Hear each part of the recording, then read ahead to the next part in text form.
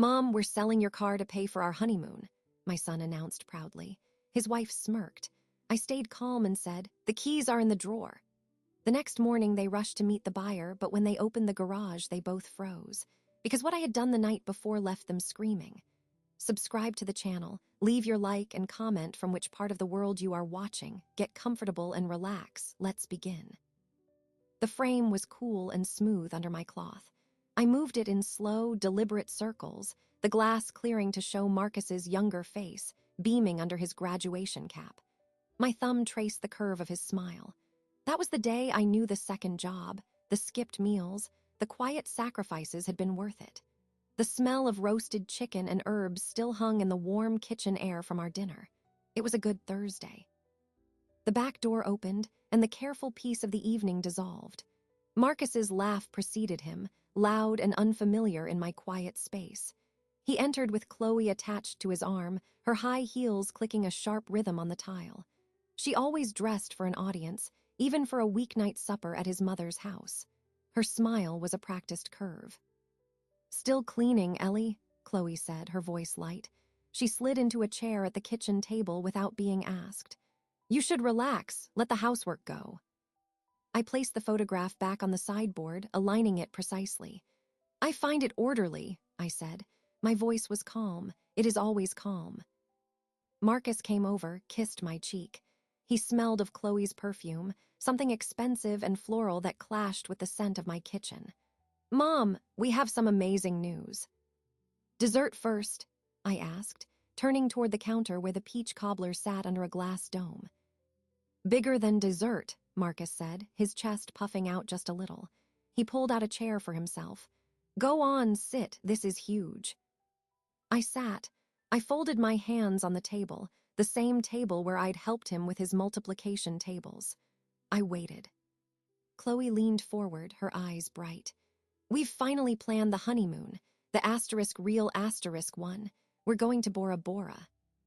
"That is a long way," I said. "It's a once-in-a-lifetime trip," Marcus said, as if I had not understood.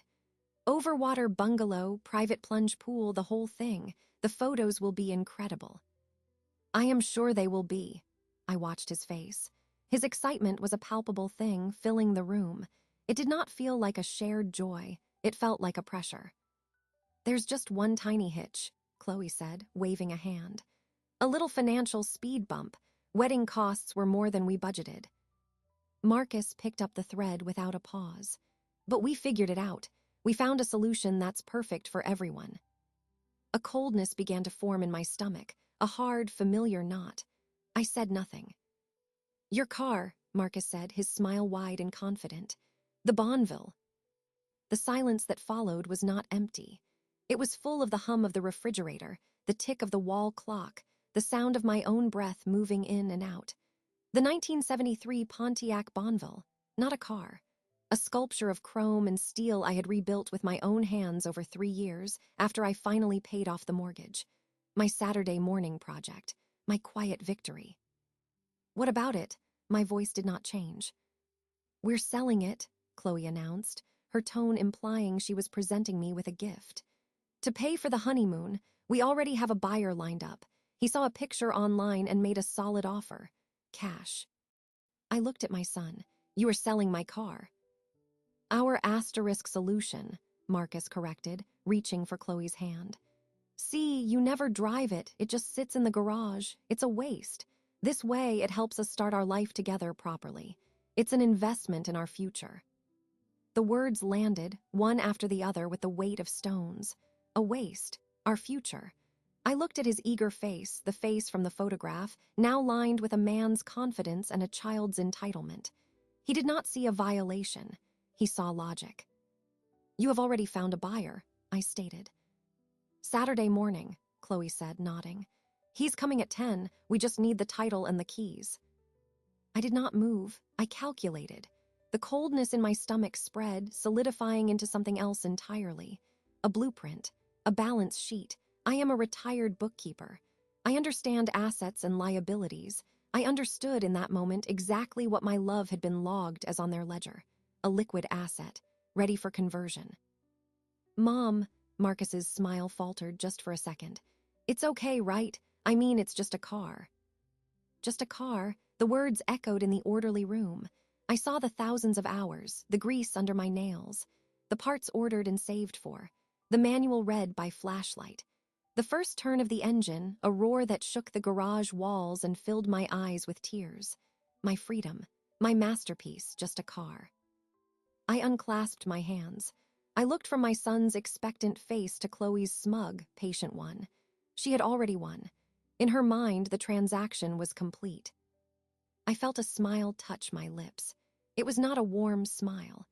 It was the smile of a woman who has just seen the final number on a column of figures and knows the exact action required to bring it back to zero. Of course, I said, my voice soft as dust. It is a practical solution. Marcus's shoulders dropped in visible relief. Chloe's smirk widened into a full, triumphant grin. The title is in the firebox in the hall closet, I continued, standing slowly. And the keys. I walked to the junk drawer by the sink, the one that held batteries and takeout menus. I rummaged for a moment and pulled out the single key on its faded leather fob. I placed it on the table between them. It made a faint click on the wood. There, I said. Marcus snatched it up. Thanks, Mom, you're the best, see. I told you she'd understand. He kissed Chloe's cheek. Chloe picked up her purse. We'll handle everything Saturday. You won't have to lift a finger. We'll even clean out the garage afterward. Her tone was magnanimous, bestowing a favor. I would appreciate that, I said. They left on a wave of excited chatter, the back door closing with a firm click. The house settled back into its silence, but it was a different silence now. Charged, purposeful. I remained standing at the table. I looked at the spot where the key had lain. I looked at the photograph of my smiling boy. The disconnect was absolute. I walked to the window and watched their car's taillights disappear down the street. The cold clarity inside me was now complete. It had a shape. It had steps. I turned from the window. I did not go to the living room to weep. I did not call a friend to rage. I walked to the hall closet, opened the firebox, and removed the title to the 1973 Pontiac Bonneville. I studied the document, my name typed neatly on the line. Then I placed it back. I had work to do. The garage awaited, and they had just handed me the key. The garage door closed behind me with a soft, final thud. I did not turn on the overhead light. A single utility lamp on the workbench cast a yellow cone across the concrete floor, leaving the rest of the space in deep shadow. The air smelled of old motor oil, dust, and the faint, clean scent of the clay I used for pottery. My Bonneville sat under its fitted canvas cover, a silent hulk in the half-dark. I did not approach it immediately. I stood just inside the door, letting my eyes adjust. The house behind me was dark and still. Marcus and Chloe were likely at some new bar, toasting their cleverness with cocktails I had helped pay for. The thought did not anger me. It focused me. I walked to the workbench. My hands were steady. I had already decided on my course of action in the kitchen the moment the key left my hand. Now was the time for execution. A bookkeeper does not rage at an error in the ledger. She corrects it, line by line. First, I needed materials. I opened the large, flat drawer beneath the bench. It contained not tools, but art supplies, rolls of heavy paper, gallons of white glue, bags of flour saved for this purpose, not for cooking, tubes of acrylic paint in every color, brushes of various widths. I had been accumulating these items for years, a hobby I told myself I would get to one day. That day had arrived. I pulled everything out and arranged it on the long, cleared space of the bench. The process was methodical. I filled a 5-gallon bucket with warm water from the utility sink. I mixed the glue and flour into a thick, lump-free paste. The recipe was simple, one I remembered from helping a young Marcus with a school project. Papier-mâché, a child's craft. I would use it to build my statement. With the paste prepared, I turned to the car. I gripped the edge of the canvas cover and pulled it back. It slid off with a whisper, pooling on the floor. The Bonneville's chrome bumper caught the lamplight, gleaming. The deep blue paint which I had applied myself in this very garage was flawless. It was a beautiful machine. It was also, in their eyes, a simple asset, a number. They saw a price tag. I saw a canvas. I ran a hand along the cool metal of the fender. I remembered the rust hole that had been there, the size of my fist. I remembered welding in a new patch, grinding it smooth. Every inch of this car held a memory of a problem solved, a skill learned, a quiet hour of pride. They were not selling a car. They were selling my history, so I would give them a history lesson. I began with the hood. I tore the first sheet of heavy paper into long, manageable strips. I dipped a strip into the paste, smoothed off the excess between 2 fingers, and laid it carefully on the painted surface. I used a brush to press it down, eliminating air bubbles. The wet paper conformed to the curve of the metal. I placed another strip slightly overlapping the first. This was the foundation, layer upon layer. It was slow, meticulous work. My world shrank to the sound of the brush, the feel of the slick paper, the smell of the flour paste. There was no past, no future, only this precise, repetitive action. My mind, however, was not idle. With each strip laid, I accounted for a sacrifice. Strip, the second job at the department store, my feet aching through the holiday season so he could have the sneakers everyone else had. Strip, the used textbooks I bought for myself while I paid for his new ones. Strip, the vacation I didn't take to cover his security deposit on his first apartment. Strip, the silent meals when money was tight, pushing my food onto his plate because a growing boy needed more. Strip, the retirement fund contributions I delayed so his wedding could have an open bar, because Chloe had insisted it was tacky not to. I did not resent these things as I laid the paper. I had given them freely with love, but love is not an unlimited line of credit. He had, with Chloe's encouragement, attempted to make a final, massive withdrawal. He had not checked the balance. My work was the returned notice of insufficiency. The first layer covered the hood and the front quarter panels. I stepped back, wiping my hands on a rag. The car looked diseased, shrouded in a ragged, damp skin. Good. The transformation had to be complete. There could be no going back. I needed structural elements. In the corner of the garage stood my old potting table and bags of garden soil. I carried over several armfuls of the bent and rusted tools I no longer used. A hoe with a splintered handle, a broken rake, a trowel twisted out of shape. I wired these to the roof of the car, creating a jagged silhouette. They were the bones of my labor, the literal tools of my life's garden. They would become part of the sculpture. I mixed a new batch of paste and began the second layer. The paper now had to bridge the gaps over the tools, creating forms and shapes. My back began to ache from hunching. The hour grew late. I heard no sounds from the house or the street. I was alone in a cocoon of focused intention. As I worked on the driver's side door, I planned the iconography. This would not be random. On this door, I would build a representation of the family tree I had nurtured alone, strong roots, a single trunk, branches reaching out. On the trunk, I would embed small, polished stones I had collected with Marcus from riverbeds when he was a boy. On the passenger side, for Chloe, I would create a different motif. A chain of paper dollar signs, linked together but fragile. A hollow crown. The rear of the car would be for the future. A blank, smooth area of many layers. A place for possibility, but one they had forfeited the right to design. By the time I finished the second layer, my fingers were stiff and pruned from the paste.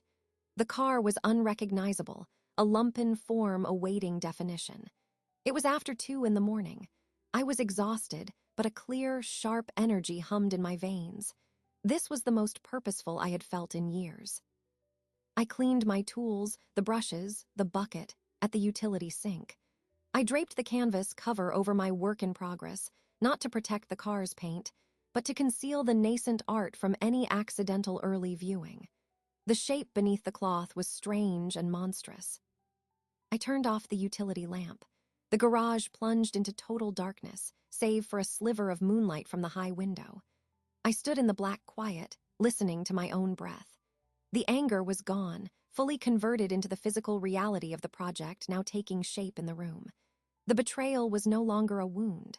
It was a set of dimensions, a list of required materials, a series of technical challenges to be solved.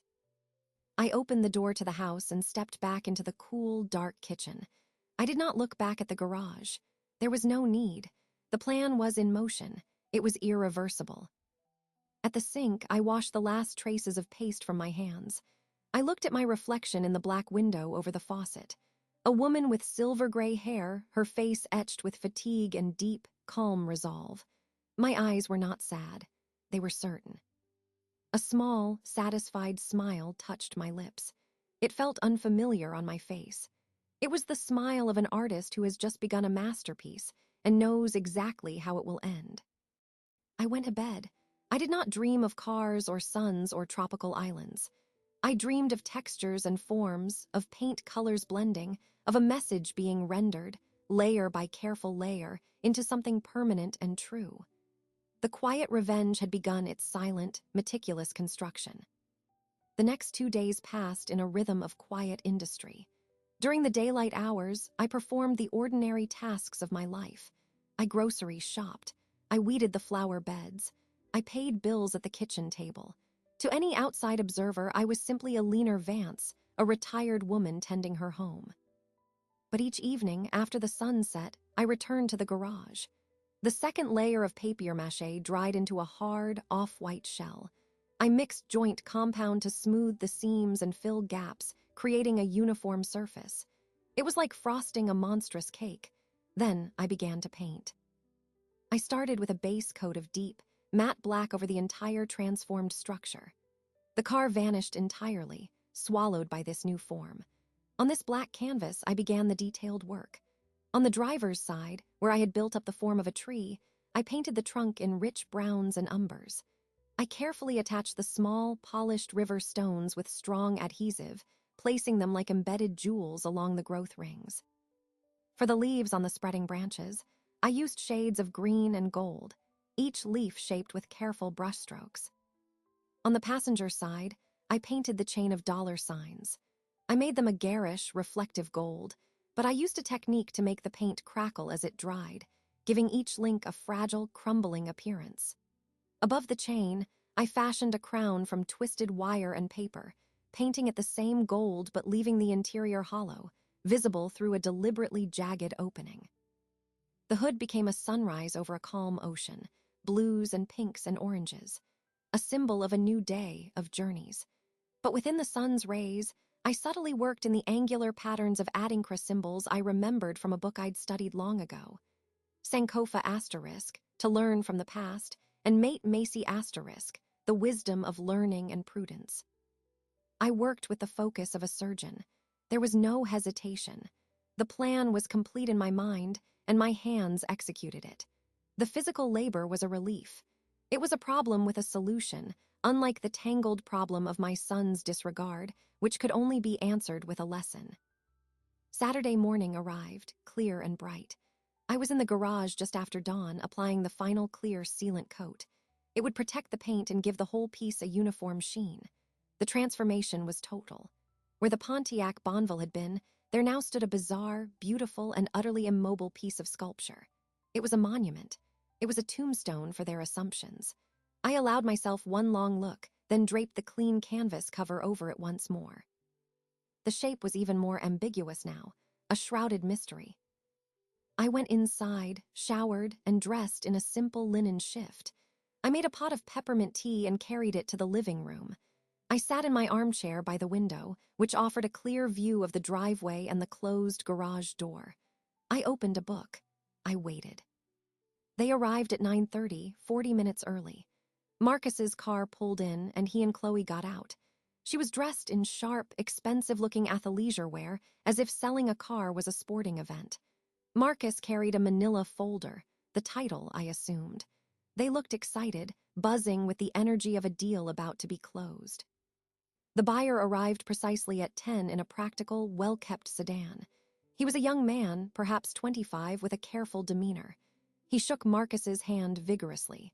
From my seat, I could hear the muffled sounds of conversation through the window glass. I took a sip of my tea. It was cool and clean on my tongue. I watched Marcus point to the garage, his gesture expansive. The young man nodded, his face eager. I saw Chloe say something, and Marcus laughed, a little too loudly. The dynamic was clear.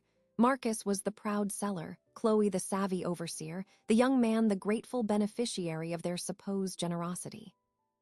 After a few minutes, the young man reached into his jacket and pulled out a white envelope. He handed it to Marcus. Marcus opened the flap and thumbed through the contents. Even from this distance, I could see the stack of bills. Marcus's smile widened. He showed the money to Chloe, who peered at it and gave a satisfied nod. Marcus shook the buyer's hand again, then slipped the envelope into the manila folder. This was the moment of transaction. The money had changed hands. The asset in their minds was now his. The honeymoon was paid for. I set my teacup down on the side table. The click of porcelain on wood was a precise sound in the quiet room. Marcus, now playing the role of the gracious host, led the young man toward the garage. Chloe followed a step behind, her phone already out, likely to capture the moment of handover for some social media post about adulting or funding our dreams. Marcus took the key, my key, on its leather fob from his pocket. He said something to the buyer, who laughed in anticipation. Marcus inserted the key into the padlock on the garage door track. He twisted it, and the lock sprang open with an asterisk clack that I heard clearly from my chair. He grabbed the handle of the large overhead door. He looked back at the buyer, grinning. Chloe poised her phone. With a theatrical heave, Marcus began to lift the door. It rose with its familiar rumble, revealing the dark interior inch by inch. Sunlight flooded into the mouth of the garage, illuminating the floating dust in the air. It fell first on the concrete floor, then climbed up the tires, but the tires were no longer visible. The light hit the draped canvas cover, outlining the strange, non-automotive contours beneath. Marcus's grin froze. His arm paused, the door only halfway up. The buyer leaned forward, his expression shifting from eager anticipation to confused curiosity. Chloe lowered her phone slightly, her head tilting. "What's?" the buyer started to ask. Marcus gave an awkward laugh. "Oh, she must have covered it up to keep the dust off." He said it loudly, for the buyer's benefit. He ducked under the partially opened door, Chloe and the buyer following hesitantly. They stood in a line inside the garage, their backs to me, facing the shrouded form. I had a perfect view of them. Marcus reached out, grabbed a fold of the canvas cover, and with a flourish, yanked it away. The cover slid to the floor in a heap. There was an absolute, vacuum-like silence. It lasted 3 full seconds. Then the young buyer said, "What is that?" It was not the question of a man seeing a classic car. It was the baffled utterance of someone confronting a complete non sequitur. Chloe's hand flew to her mouth. Marcus did not move.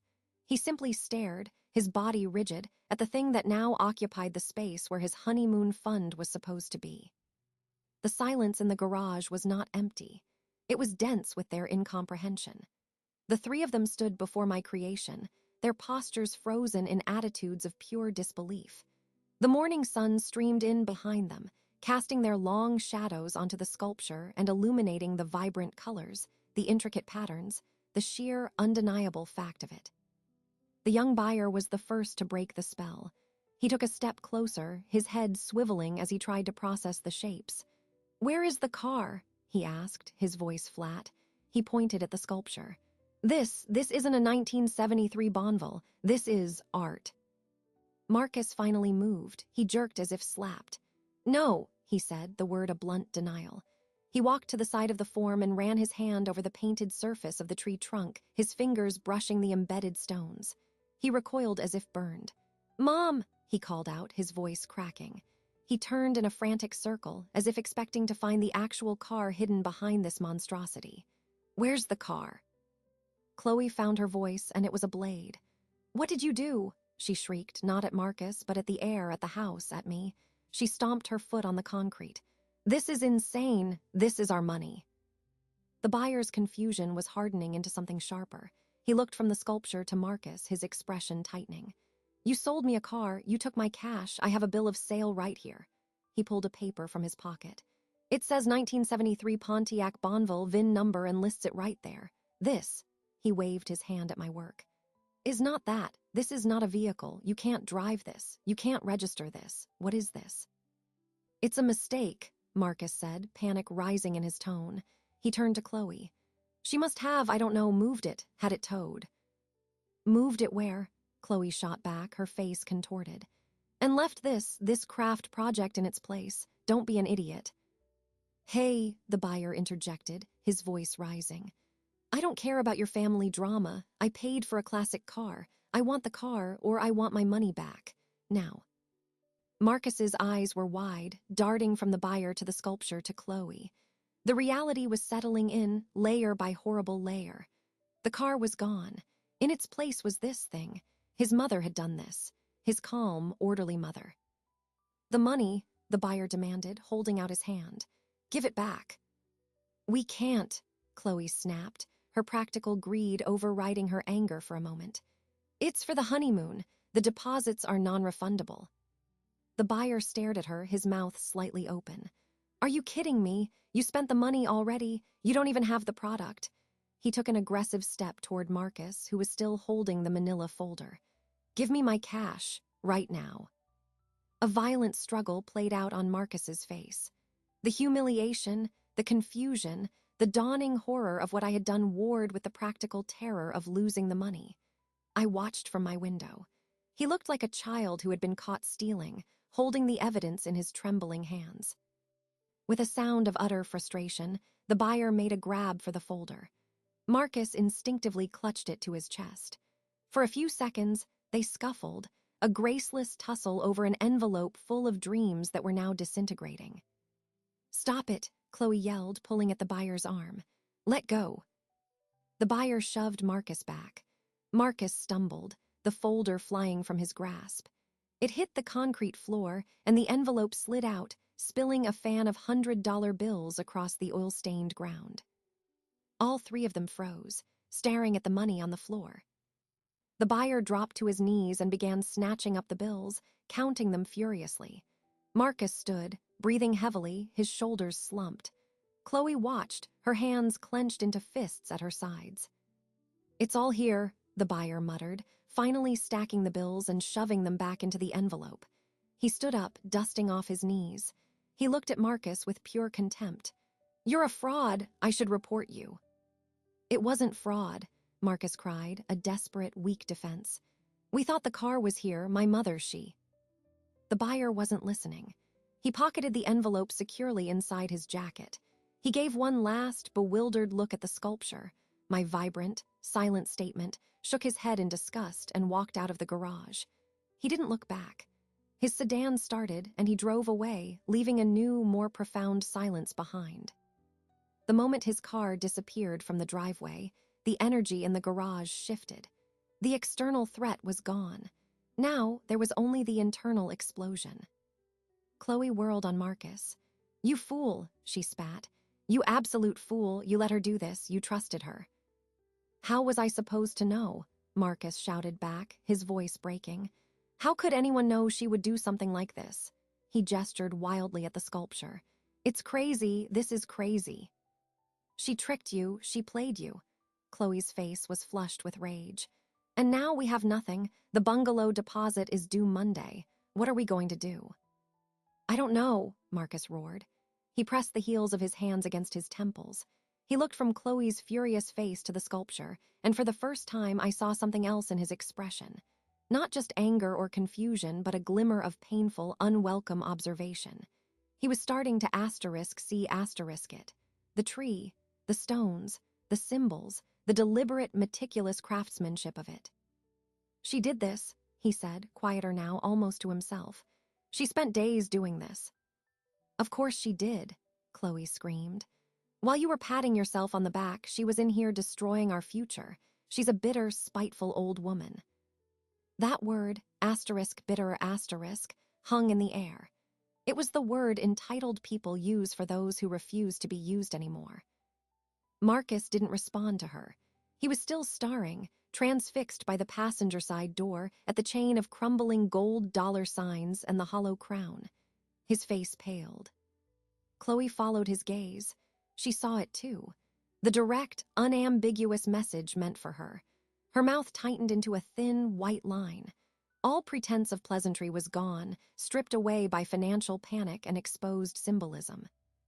"She's in the house," Chloe said, her voice low and venomous. "This isn't over." She turned on her heel and marched out of the garage, her stride furious and purposeful, straight toward my back door. Marcus hesitated for a second longer, his eyes still locked on the artwork that held the bones of his childhood car. Then, with a jolt, he hurried after her. I watched them come. I closed my book. I placed it neatly on the side table next to my empty teacup. I folded my hands in my lap. I took a slow, deep breath, settling into the calm at the center of the storm I had engineered. The confrontation was now inevitable. The ledger was open. It was time for me to present the final accounting. The back door slammed open with such force it rattled the dishes in the drying rack.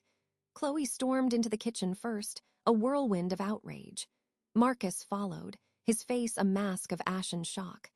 I remained in my chair, my hands still folded.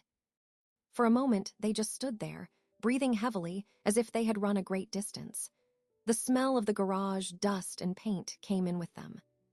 "What is that?" Chloe demanded, jabbing a finger back toward the garage. Her voice was shrill, stripped of all its former false sweetness. "What is that asterisk thing in the garage?" I met her gaze. "You saw it." "I saw a pile of junk," she shouted. "I saw a kindergarten project. Where's the car, our car?" "It is not your car," I said, my voice level. "It never was." Marcus found his voice, though it was unsteady. "Mom, please, just tell me. Where is the Bonneville? Did you sell it to someone else? Did you hide it?" There was a desperate hope in his eyes, a child's hope that this was all a simple misunderstanding with a simple solution. "It is in the garage," I said. "That is not the car," Chloe shrieked. She took a step closer to me. "That is trash. You ruined it. You wrapped it in paper and glued on garbage." I looked past her to my son. "You asked for a practical solution. I agreed. You said the car was just sitting there, a waste. You informed me you were selling it. You took the key. I did not interfere." "Interfere?" Marcus choked out a disbelieving laugh. "You destroyed it." "No," I corrected him quietly. "I repurposed it. You viewed it as a liquid asset. I converted it into a fixed asset, one that reflects its true value." Chloe threw her hands up. "It has no value now. It's worthless. You turned a classic car into a sculpture. Who does that?" "I do," I said. Marcus was shaking his head, his eyes wide. "The tree, the stones, those are the stones from the river, from when we used to go to the state park." "Yes." "And the other side," he trailed off, the meaning of the crumbling gold chain and the hollow crown dawning on him fully. He looked at Chloe, then quickly away. "It is a balanced piece," I explained, as if discussing a ledger. "One side represents growth, roots, investment that yields lasting returns. The other represents the pursuit of hollow value. It is all there." "This is insane," Chloe muttered, packing a short, tight path on my kitchen tile. "You're insane. You sabotaged us because you're jealous. You're a lonely, bitter woman who can't stand to see your son happy and moving on without you." I let the words hang. I watched Marcus. He flinched, but he did not defend me. Not yet. The programming of the last few months of Chloe's constant, subtle narrative was still strong. "You spent our honeymoon," Chloe seethed, turning back to me. "You knew we needed that money. You knew the plans were made. You did this out of pure spite." I leaned forward slightly. "You are incorrect. I did not spend your honeymoon. You never had a honeymoon to spend. You had an expectation, an assumption. You attempted to convert my property into your vacation without my consent. The transaction failed. The asset was reallocated." "It was for us," Marcus burst out, finally finding a coherent thread of his own argument. "For our future, for our family." I looked at him, and for the first time I let the ice in my voice show. "I am your family, and you placed a price tag on my history to fund a vacation for her." I nodded toward Chloe. "You did not ask. You informed. You did not discuss. You presented me with a solution that served only you. That is not how family operates. That is how a liquidation operates." The word, liquidation, hit him like a physical blow. He took a step back. "So what now?" Chloe spat, hands on her hips. "You've had your little art therapy session. You've made your stupid point. We're out thousands of dollars. Our trip is ruined. Are you happy?" I considered the question. Happy is not the correct word. I am satisfied. The books are balanced. "Balanced," Marcus echoed, incredulous. You wanted to sell my past, I said, standing up slowly. I'm not a tall woman, but in that moment I saw them both shrink back a fraction. You wanted to turn my memories into a line item on your travel budget, so I made those memories tangible. I made them impossible to ignore. I made them permanent. You can look at them every day. You can see exactly what you tried to sell. The value is no longer in the engine or the chassis. The value is in the story. And that story is now mine alone to tell. The kitchen was silent. The clock ticked. The hum of the refrigerator seemed loud. Chloe's face was a study in furious calculation.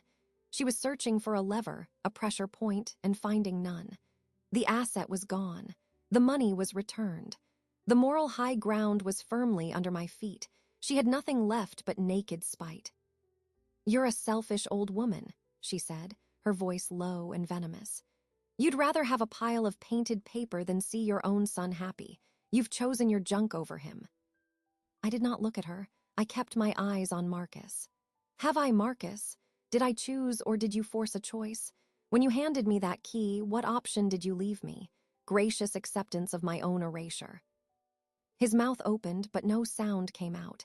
He was truly seeing it now, not just the art in the garage, but the sequence of events, his own actions from my perspective. The entitled announcement, the proud presentation of their solution, the taking of the key. The color drained from his face further. Chloe saw his hesitation, his dawning shame, and it ignited her. Don't you listen to her guilt trip. She's manipulating you. She's always manipulated you with her sacrifices. Well, parents are asterisk opposed asterisk to sacrifice. That's the job. She doesn't get a trophy for it. And there it was. The core belief laid bare. My life's work, my choices, my love, just the baseline requirement. The expected down payment on a lifetime of entitlement. I turned my head slowly and looked at Chloe. I held her gaze until her defiant stare wavered, just for a second. The job, I repeated softly, is finished. He is grown. The account is closed. I looked back to Marcus. You made a withdrawal you were not authorized to make. This is the result. The lesson is in the garage. You can leave now. My final words, you can leave now, hung in the air of my kitchen like a verdict. For a moment, no one moved. The command was so simple, so absolute, it seemed to short-circuit their outrage. Chloe recovered first. Her eyes narrowed, and she let out a sharp, derisive laugh. Leave. You think it's that easy. You think you can just dismiss us after what you've done. She took a step toward me, but Marcus's hand shot out and caught her arm. Chloe, stop, he said, his voice strained. She whirled on him, yanking her arm free. Stop! She tells us to get out of her house after stealing from us, and you're telling me asterisk to stop. She didn't steal anything, Marcus said, the words sounding forced, as if he were convincing himself. The car was always hers. The title is in her name. We tried to sell something that wasn't ours to sell. I remained standing by my chair, a silent observer to the fracture happening before me. This was a necessary column in the ledger. Oh, don't you dare, Chloe hissed, her face contorted with betrayal. Don't you dare side with her now. We had an agreement. We had plans. You were the one who said she'd understand. You were the one who said it was just a car. I was wrong, Marcus said, his shoulders slumping. He wouldn't look at me. He was staring at the floor, at the spot where he had stood as a boy waiting for a peanut butter sandwich. Wrong. Chloe's voice scaled higher. This isn't about being wrong, Marcus. This is about her punishing us, punishing you, for daring to have a life that doesn't revolve around her. She can't stand that you have me now. She'd rather see you miserable and under her thumb than happy and free with your wife. That's not true, he muttered, but there was no force behind it. The seed she had planted months ago was now a fully grown weed in his mind. Look at her, Chloe shouted, pointing at me. Look how calm she is. She planned this. She spent days asterisk building that asterisk thing out there just to ruin our trip. To teach you a lesson like you're still a child. That's not love, Marcus. That's control. That's bitterness. I did not react. I let the words bounce off the calm facade I had cultivated. Her definition of love was transactional. Mine, I was beginning to understand, had required a restructuring. Marcus finally looked at me. His eyes were red-rimmed, full of a confusion that was tipping into anguish. "Why, Mom?" he asked, his voice breaking. "Why go that far? You could have just said no. You could have refused to give me the key. Why that?" He jerked his head toward the garage. "Because a no would have been a disagreement," I said, my voice clear in the tense room. "You would have argued, you would have negotiated.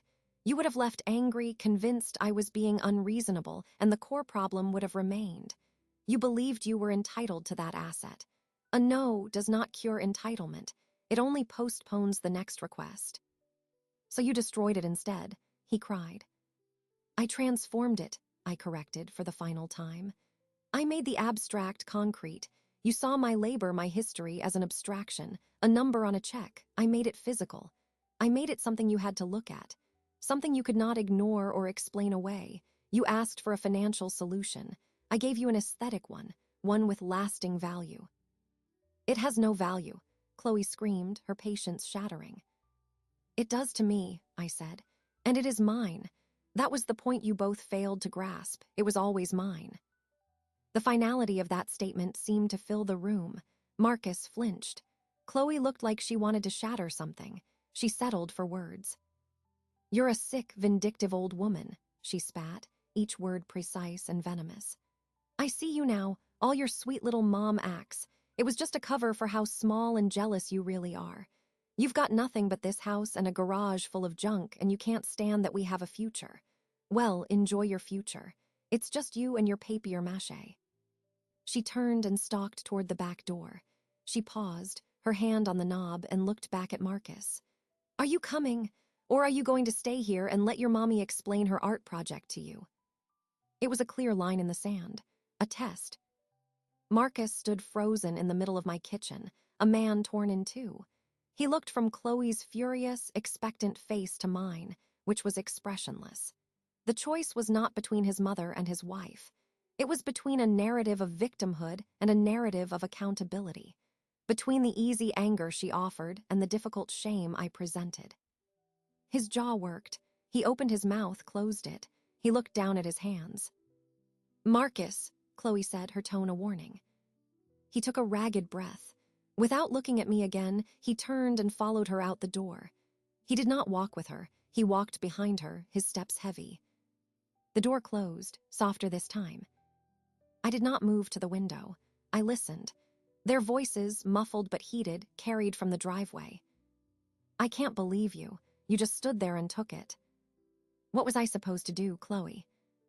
"Stand up for us, for me. She called me hollow, you heard her." "She didn't say your name." "She didn't have to.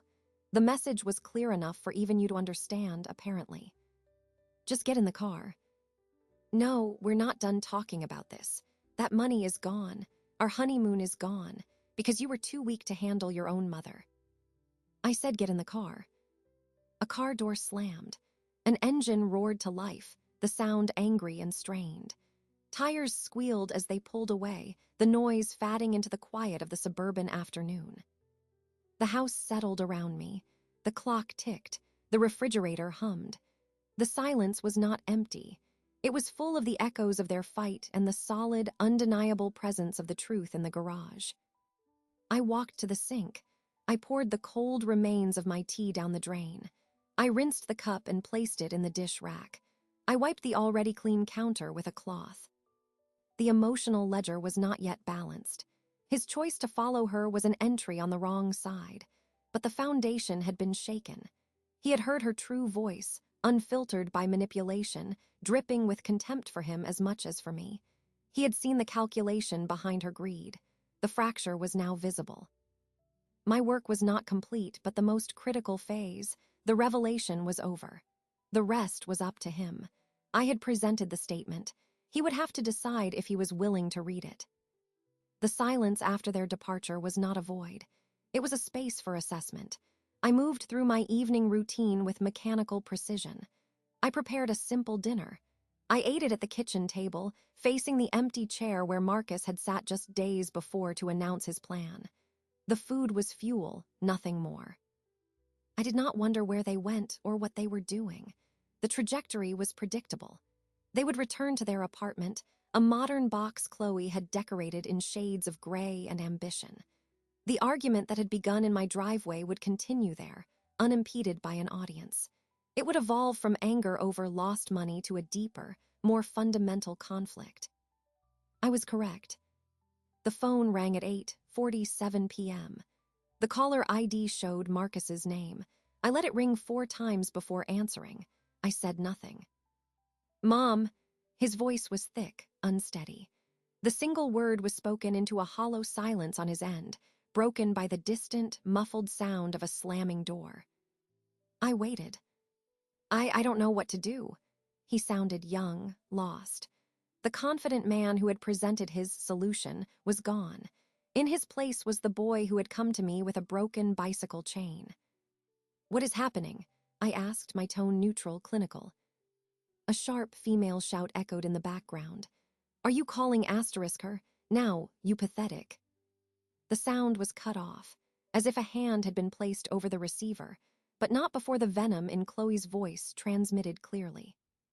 Marcus's breath hitched. It's not stopping. It's all about the money, the deposit, the plane tickets. She's on the phone with the travel agency right now, screaming at them for a refund they won't give." He lowered his voice to a desperate whisper. "She called me a mama's boy. She said I'm weak, that I let you emasculate me." "I see," I said. "It's like she's a different person," he murmured, more to himself than to me. "No," I corrected quietly. "She is the same person. You are simply seeing her without the filter of your own desire." There was a long pause. In the background, I could hear the rise and fall of Chloe's voice, sharp and hectoring, though the words were indistinct. She was arguing with someone on another line. "She said," Marcus began, then stopped. He took a shaky breath. "She said you were just a jealous black woman trying to keep me down, that you used your struggle as a weapon." The words, even reported secondhand, were designed to wound. They were meant to poison the well of our history. I felt a cold spike of anger, but I did not let it enter my voice. "And what do you believe?" "I don't know," he cried, frustration bursting through. "I don't know anything anymore. All I know is my honeymoon is gone, my wife is screaming, and my mother turned a car into a protest sign." "Your honeymoon was contingent on the sale of my property," I stated. "The contingency failed. The honeymoon was never a guaranteed line item. Your wife is screaming because an expected asset was denied. The connection is direct." "Stop talking like a spreadsheet," he begged. "Life is a spreadsheet, Marcus," I said, my voice firm for the first time. "You just never learned to read the columns. You only looked at the bottom line you wanted to see." Another door slammed, closer this time. Chloe's voice became clear, no longer muffled. She had entered the room. "Who are you talking to? Is it her? Give me that phone." There was a scuffling sound. Marcus's protest was a weak, "Chloe, don't." Then her voice was in my ear, crystal clear and vibrating with rage. You think you've won? You think you've broken him? All you've done is proven what I always knew. You're a toxic, manipulative anchor around his neck. He'll never be a real man as long as you're in his life." I said nothing. I listened. "Your little art project won't pay our bills," she sneered. "It won't buy a house. It's just garbage like your outdated ideas about family. He's my husband now, mine asterisk, and I will make sure he never forgets what you cost us." "The cost," I said, speaking for the first time to her directly, "has been itemized. It is displayed in the garage. You are welcome to review it." A furious sound escaped her. "You bitter old." Then Marcus's voice, louder, stronger than before, cut in. "Give me the phone, Chloe, now." "No, I'm not done." "Give it to me." The words were gritted out, each one separate and heavy with a new, unfamiliar authority. There was another brief struggle, then a clatter as if the phone had been grabbed. Marcus came back on the line, breathing heavily. "I have to go." "Yes," I said. The call ended. I placed the cordless phone back in its cradle on the kitchen wall. The final piece of the fracture had just been transmitted audibly. He had defended a boundary. A small one, against her taking the phone, but it was a start. The seed of resistance to her narrative had been planted in the chaos of their apartment. I did not wait for another call. I knew there would not be one that night. The battle lines in their home were now drawn. Chloe's true face, contemptuous, avaricious, cruel, had been fully revealed to him, not in subtle manipulations, but in shouted insults and a fight over a phone. She had called him weak, pathetic, not a real man. She had reduced our history to a weapon. She had claimed ownership of him. He had heard it, all of it. The quiet revenge was no longer just about a car. It had become a litmus test for his marriage. I had applied the reagent. Now the reaction was unfolding in a distant apartment, and the results, I suspected, would not be the compound they had planned. I went to bed. The house was quiet, but the silence felt different. It was not the silence of an ending, but of a necessary, violent sorting. The fracture was complete. What happened next would depend on which pieces my son chose to pick up. The morning after the phone call was a Monday. The world had not changed. The sun rose. The paperboy threw the newspaper onto the driveway. I made coffee. The ordinary rhythm of things was a comfort. It asserted that life continued beyond personal earthquakes. I did not wait by the phone. I did not check for messages. I knew Marcus was in the process of recalibration. That process could not be rushed. My part was complete. Now I needed the tonic of normalcy, of perspective that was not my own. I had a standing weekly appointment at Sheer Excellence, the hair salon on Maple Avenue. It was not a fancy place. It was a place of vinyl chairs, the constant hum of dryers, the smell of perm solution and coffee. Gwendolyn had been doing my hair for 20 years. She knew the shape of my head better than anyone. I drove my sensible sedan, not looking at the closed garage door as I backed out. The salon was busy for a Monday morning. A low buzz of conversation filled the air, punctuated by the snip of scissors and the crackle of foil. Gwendolyn waved me over to her chair as soon as I walked in. "Eleanor Vance," she said, her voice a rich alto. "Right on time." She draped the cape around me and fastened it at the nape of my neck. Her eyes met mine in the mirror. They held a knowing look, but no pity. "So, I hear you've been busy." I did not ask how she heard. In our community, news traveled along its own efficient network, faster than the internet. It moved through church aisles, grocery store lines, and salon chairs like this one. "I have been occupied," I acknowledged. From the chair next to me, May Watson, who was getting a rinse, turned her head slightly. "Gwendolyn says you turned that big old car into a sculpture. Is that right?" "I repurposed it," I said. May nodded slowly, a smile playing on her lips. "HMPH. I always liked that car, but I like the sound of that even better." Gwendolyn began sectioning my hair, her fingers gentle and expert. "Carlene's nephew's friend was the boy who came to buy it," she said, matter-of-factly. "Small world. He said he'd never seen anything like it. Said the young man and his wife looked like they'd seen a ghost." She chuckled, a deep, warm sound. "Said the wife was spitting mad." "I can imagine," I said. Lisa, who was under a dryer reading a magazine, lowered it.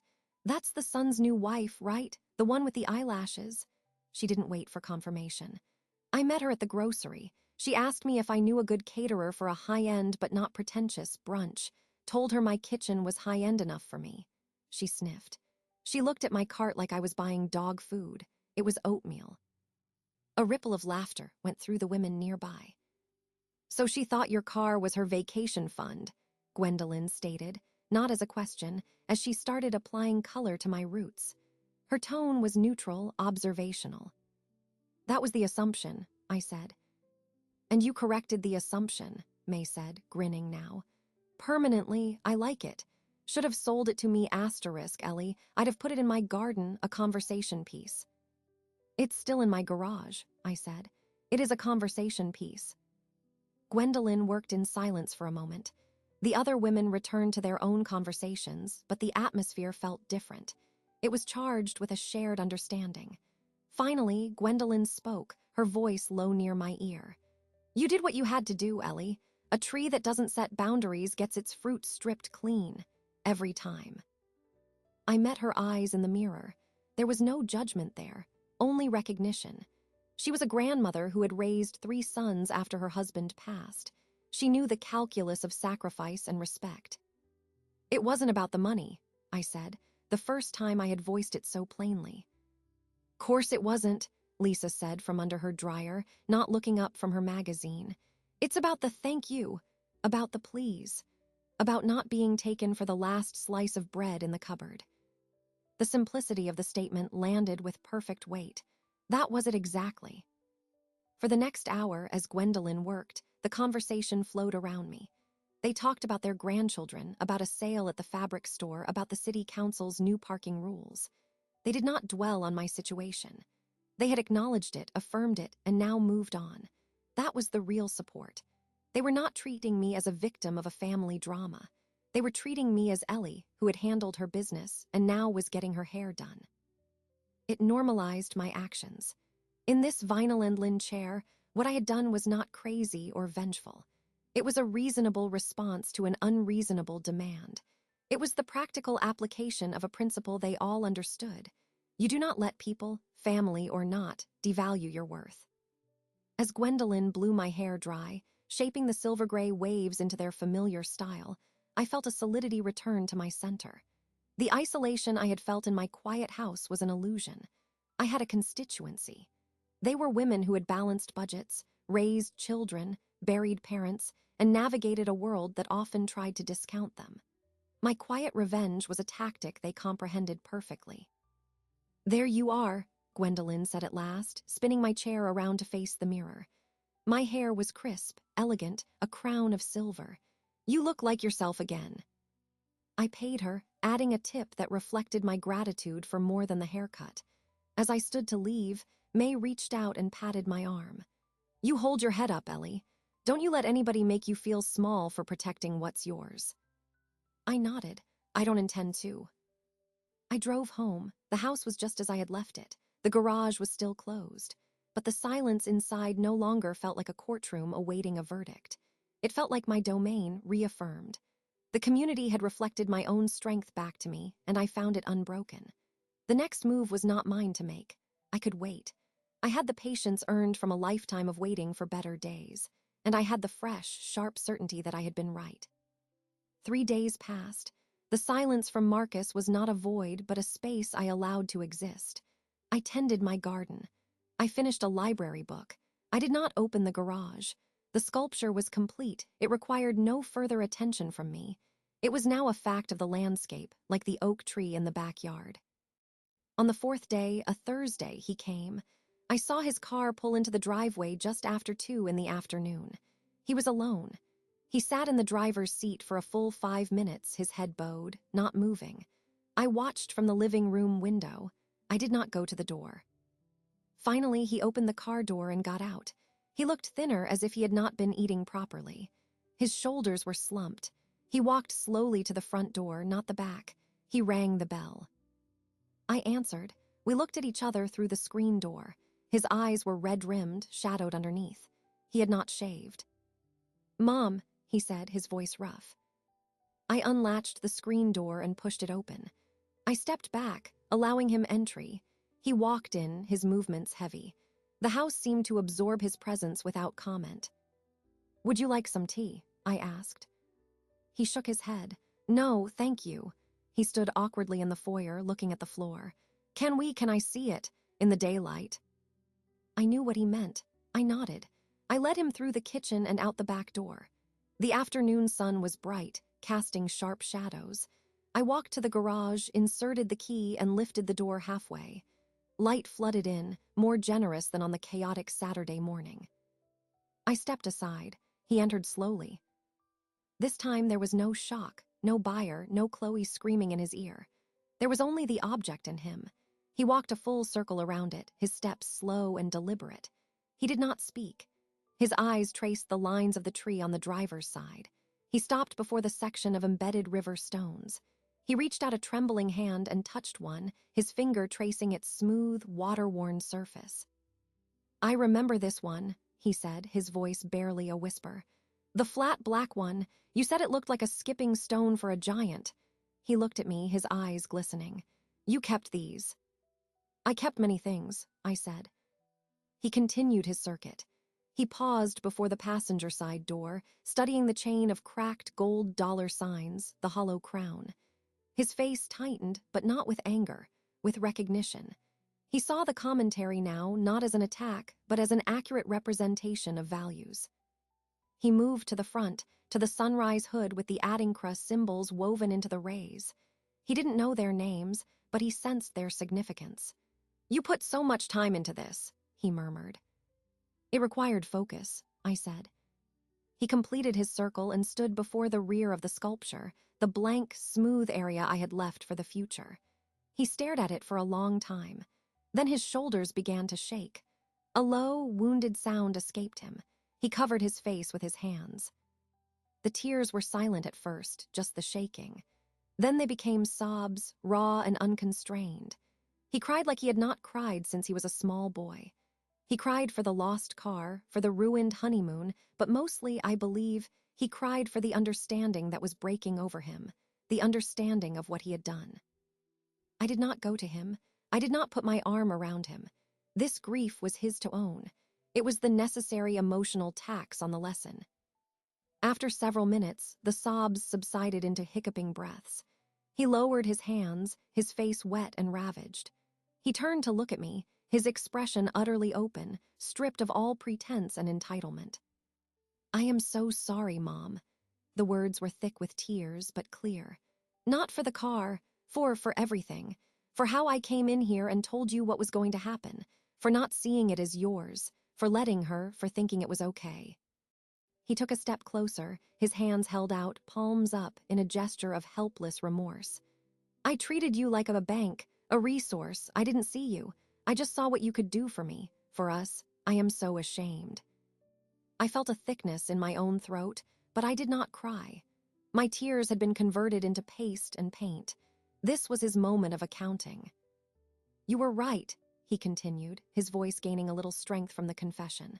"A no wouldn't have worked. I would have argued. I would have been angry with you. I wouldn't have gotten it." He gestured weakly at the sculpture.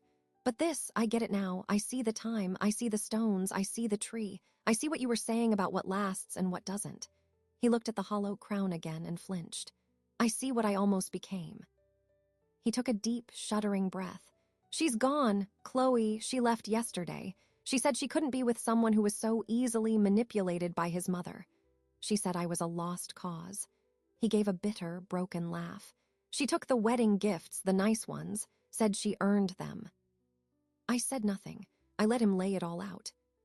"I don't care about the gifts," he said, his focus returning to me. "I care that I hurt you. I care that I was so blind. I don't know if you can ever forgive me. I don't know if I would if I were you." The question hung in the air between us, over the silent form of the transformed Bonneville. It was the essential question. "Forgiveness is not a transaction," I said finally, my voice soft but firm. "It is not a line item to be checked off. It is a process. It requires a new understanding. You are beginning that process now. That is what matters." He nodded, wiping his face with the back of his hand. "What do I do? How do I fix this?" "You do not fix it," I said. "You acknowledge it. You change the behavior. You rebuild with different materials, stronger ones, with respect as the foundation, not expectation." He looked at the sculpture, then back at me. The connection was clear in his eyes. The art was the blueprint for the new construction. It showed what was valuable, what was strong, what was true. "I want to try," he said, his voice small but determined. "That is a start," I said. We stood there in the garage, in the quiet company of my creation and his regret. The air was still thick with the smell of paint and sealant, but also with the sharp, clean scent of tears and a terrible, hopeful honesty. The reckoning had arrived, and he had not turned away from it. He had faced the monument of his mistake and allowed it to humble him. It was not a happy ending. It was an honest beginning. And for the first time since he had walked into my kitchen with his announcement, I felt a faint, fragile sense of possibility. The apology was a necessary first payment on a large debt. It did not erase the balance. I accepted his words, but I did not wipe the slate clean. Trust is a structure. Once damaged, it must be rebuilt from the foundation, not merely repainted. We went back into the kitchen from the garage. The air inside felt different, less charged. The space where the confrontation had erupted was now just a room again. I filled the kettle and put it on the stove. He sat at the table, the same chair, but his posture was different. He was no longer leaning forward with entitlement. He was sitting with the weight of his new understanding. "I will make the tea after all," he said, his voice still rough from crying. I nodded and let him. He found the peppermint tea bags, prepared 2 mugs. The domestic normalcy of the action was both familiar and strange. He was performing a basic service without being asked. It was a small thing. It was a beginning. We sat with our tea.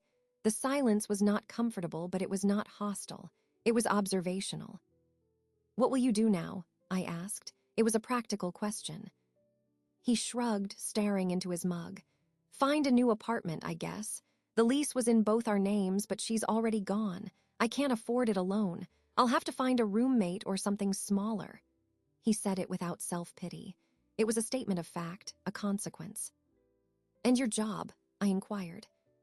"It's fine, stable." He looked up. "I'm not asking for anything, Mom. I wanted you to know I see it now. I'm going to figure it out on my own." "I know you will," I said, and I did. The lesson had been costly, but education often is. We finished our tea. He washed the mugs and placed them in the dish rack. He turned to face me, drying his hands on a towel. He looked young and uncertain, but his eyes were clearer than they had been in months. "I should go," he said. "Let you have your evening." I walked him to the front door. He paused on the threshold, the late afternoon light framing him.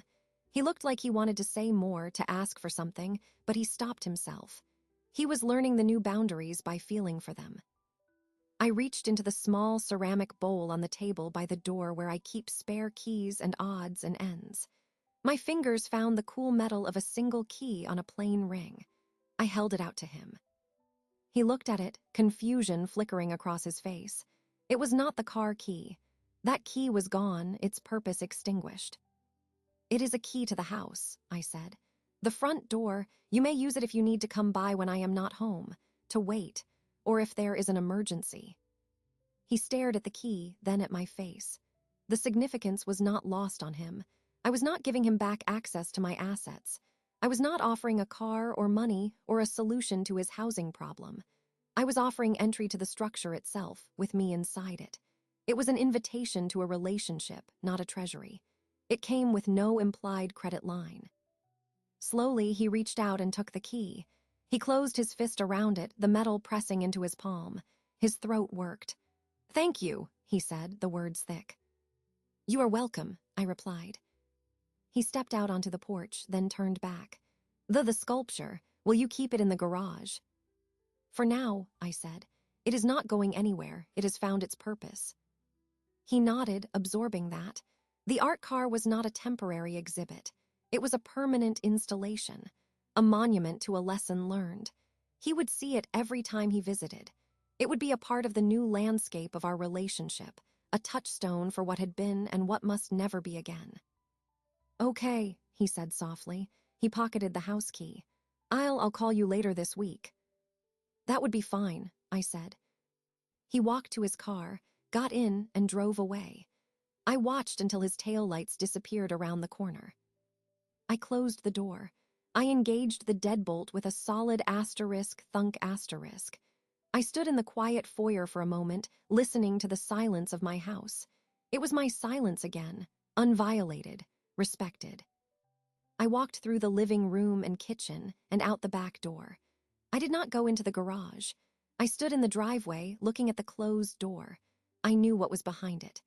A testament to patience, to craft, to the quiet, formidable strength of a woman who had finally decided to balance her own books. The revenge was complete. It had achieved its objective. It had not been loud or violent. It had been creative, irreversible, and perfectly calibrated. It had cost me a car and gained me a masterpiece. It had cost my son a honeymoon and a wife, and had gained him, perhaps, a chance at becoming a better man. Justice had been served, cold and precise. A slow, deep smile spread across my face. It was not a smile of triumph, but of profound satisfaction. The equation was solved. The variables were accounted for. The result was a hard-won, durable peace. I turned and went back inside my home, to the life I had reclaimed, leaving the garage and its contents to stand as a permanent, beautiful reminder that some lines, once drawn, must never be crossed again.